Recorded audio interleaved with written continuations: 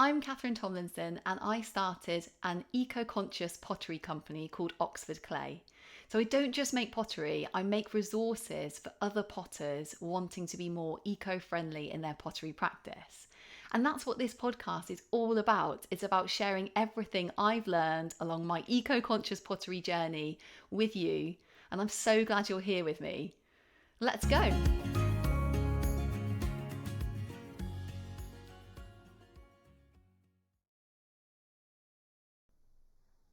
Hello and welcome back to the Oxford Clay Pottery Podcast. I'm Catherine Tomlinson, and in today's episode we're going to be talking about how to stop cracking in your pots. Oh, cracking in your pots, it's so annoying. It's like, you spent ages making this like beautiful pot and then uh, cracking happens, like the handle cracks off, or it just generally like cracks down the side, or the base can crack in pots you've made on the wheel, or so many other I can't even yeah so many other types of cracking can occur in pottery, and it's so frustrating. And the most frustrating thing I think as well is I've had this situation where I haven't really seen the crack initially, so like when it goes into the bisque firing, but then when it comes out, or when it comes out of a glaze firing, the crack is like opened up massively because the pot is under so much stress, in those high temperatures, and it's just like opened up the crack loads, and it's just basically you can then see, oh no, my pot is ruined, there's nothing I can do about it. So it's annoying when you only see like at a later date, when you've already kind of gone to the trouble of firing something. But there are things you can do to stop cracking in your pots. So that's what this episode is all about. Like, let's talk about like how to stop cracking, because clay can it can get stressed out, and when it gets stressed out, it can crack. So there are things we can do to kind of like stop it doing that. So let's just talk about like generally cracking. So clay really likes to be dried slowly and evenly. Okay, so if like you've got a pot and you've got one part of it which is quite thick and you've got one part of it which is quite thin, that kind of pot is very much more prone to cracking, because the thicker part will be drying at a slower rate than that thinner part. Say like you've got a very thin rim or something, if that thin rim is drying, and it's dried, it's going to be putting sort of different stress on the clay pot if the base, or if that's very thick. That's going to be drying at a slower rate, and the whole pot is going to be under stress. So in those kind of situations, you can get like cracking occur. So what you want to do is you want to dry your pot slowly and evenly. And how on earth do you do that? Okay, well basically you need to stop the rim from drying out too quickly. So you want to be doing something like maybe putting it in a damp box, which is basically just like, say like a plastic storage box with a lid. You can make your own damp box, put the whole thing in there, and that stops the water from evaporating very fast from the pot. So the whole pot will just dry loads more slowly and much more evenly.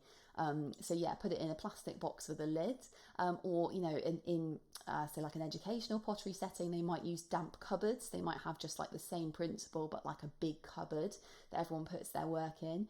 You can also wrap it in plastic. That can help, like a plastic bag. And keep sort of taking the plastic bag off, letting it dry for a little bit, putting the plastic bag on, because you're just trying to dry that pot really slowly and evenly. But I would really recommend a damp box actually, because you can reuse it loads and loads of times, and and it doesn't like squash your pot. Whereas if you're using a plastic bag, sometimes you can accidentally like squash your pot. So it's really good to just pop it in the box. You can put it on a tile or put it on a wooden board or something. Pop it in the damp box. Put the lid on, and then you can control that drying speed of that pot. You can take the lid off sometimes, put the lid back on again. That's a really good way to like dry your pot really slowly. Okay, so on a similar note, clay also doesn't like to be have extremes of temperature. So I've experienced this actually when I used to work in a sort of outbuilding, and it used to get very, very cold in there, like very cold. So I would actually have quite a lot of cracking in my pots when the extremes of temperature were sort of, either end. So if it was, say, like very hot, so sometimes if you put a pot like in the sun, you think, oh, that'd be really nice. It'll dry really quickly and it'll be great. And actually, it's drying too quickly, and it's too hot for that pot, and it might start cracking then. Or again, if it's too cold, if you're doing pottery in a very cold space, that can cause cracking too, because it's just too cold, for that pot. It's like extremes of temperature. So you kind of just you want to try and, obviously it's better for you to do pottery in a place which is actually warm as well. Or not even warm, just room, just tepid. So that's another key piece of advice. So don't let your pot get like really really hot in the sun or really really cold. Then that will kind of stop a lot of the cracking as well. Okay, so another like time when pots often crack is when you're trying to join bits of pottery together, at the leather hard stage, or you've got like some wet clay you're trying to join to something else. The reason for cracking usually in these situations is that you're trying to join one piece of clay which is one level of dryness to another piece of clay that is a different level of dryness. Okay, so it could be, for example, a mug. Say like if you're trying to attach a handle, it could be that the mug is a lot drier because you say like you've turned the base of it, it's like leather hard, but you're trying to attach a handle which is like much much wetter, or you've left your handle to dry too much and your handle's like very dry and you're trying to attach it to like a much wetter pot. In those situations, you can quite often have cracking occur because like you need to be attaching things together that are the same level of dryness. So if they dry at different rates, they will sort of, the clay is shrinking, it's going to contract at different rates, and then they're just going to crack apart basically. So again, a top tip for kind of avoiding this is just try and make sure that the two bits you're joining are the similar kind of dampness basically. B, you can do things like scoring it really well. When you attach it, and attaching with a little bit of obviously a little bit of like slip and really smoothing it. But C, putting it into a damp box. So after you've made something, and say if you're thinking, I'm not sure if the two bits, are the same level of dryness, I'm a bit worried about one drying out before the other one might be a bit thinner, it might dry a bit quicker than the other one. Putting it in a damp box is a great idea because then it will just slow the drying process down and everything will dry evenly, and any bits that are like maybe drying too fast, they will stop and they might even absorb water from the atmosphere of the box, and the whole thing will just dry out at the same rate. So yeah, that's a real top tip. If so like every time I've made a mug, for example, I always put it in a damp box, and I just dry it really really slowly because handles are notoriously bad at cracking off. They are they are really annoying. So yeah, anything you can do, it's very easy just to pop it in a box. Anything you can do to kind of slow down that drying process, stop the handle from drying out too fast is a great thing. Basically, it will really help you with handles not cracking off. Okay, so there are some other top tips actually, and these relate to like if you're doing slip casting. Slip casting is terribly prone to cracking. It's really bad, and I think I'm not sure exactly why that's the case. I think it's probably something to do with when you're making a pot on the wheel, you're really forcing those kind of clay molecules together, and they're really tight, less prone to cracking. Whereas when you're slip casting, it's like you're kind of just pouring it in, and I don't know, there's something about slip casting which makes cracking is it can be a really terrible problem in slip casting. Like I've experienced this terribly. And when I was researching it actually, because I was like, I don't know how to stop the cracking in my slip cast ware, it was like really frustrating. I just could not work it out. I was doing loads of research about like what I could do basically to stop cracking, and these are the things I found out. So this might be might be helpful to you, like if that's happening for you. So the first top tip I read in a book was that actually it could be that your your casting slip recipe actually needs more ball clay in. So ball clay is kind of a real strengthener for for slip, for casting slip. So you can increase the percentage of ball clay, and that actually might stop cracking in the casting slip. So another way of stopping cracking, and this is like absolutely amazing, and this is what I ended up doing, and this is what I practice now when I do slip casting, is that you can actually add paper to your casting slip. And this is like an incredible magic ingredient, paper. It was so amazing, right? So it increases the strength of the clay, like it's incredible. It just, so what I do is I actually add kitchen roll, which I've kind of mashed up into a paper pulp and made it back into the paper pulp. And then and it's made of bamboo, so it's like bamboo kitchen paper, and I add that back into my casting slip.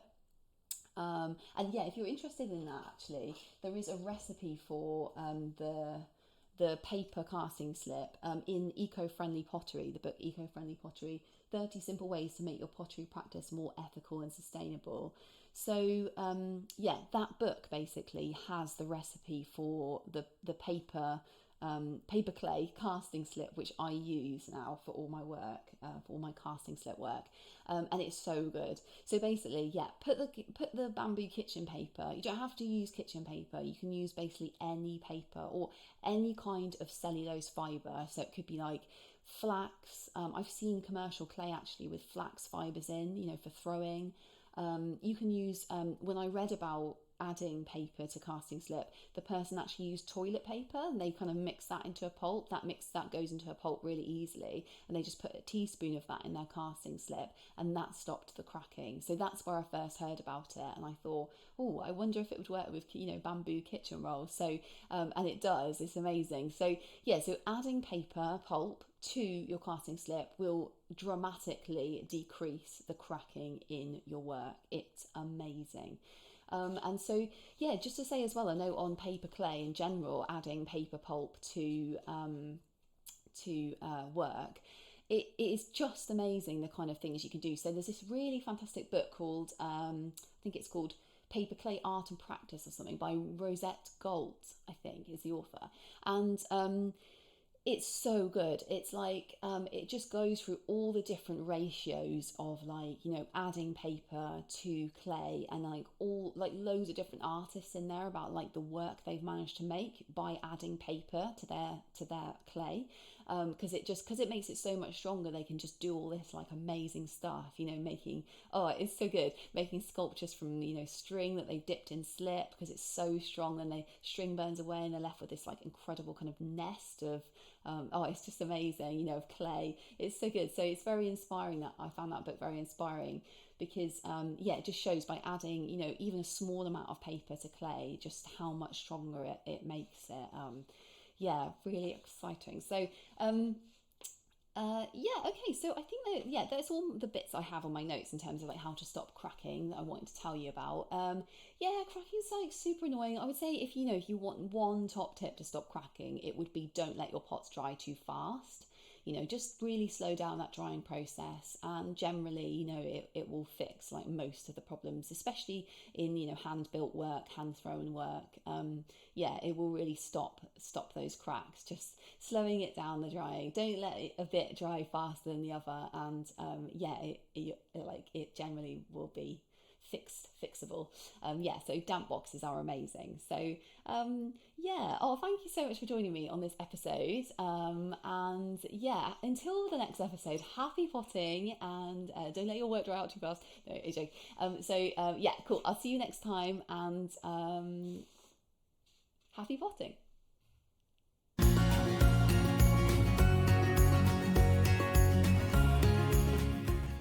So if you enjoyed that and you're interested to learn more about eco-conscious pottery, head over to the Oxford Clay website, which is www.oxfordclay.co.uk. I can't wait to see you there.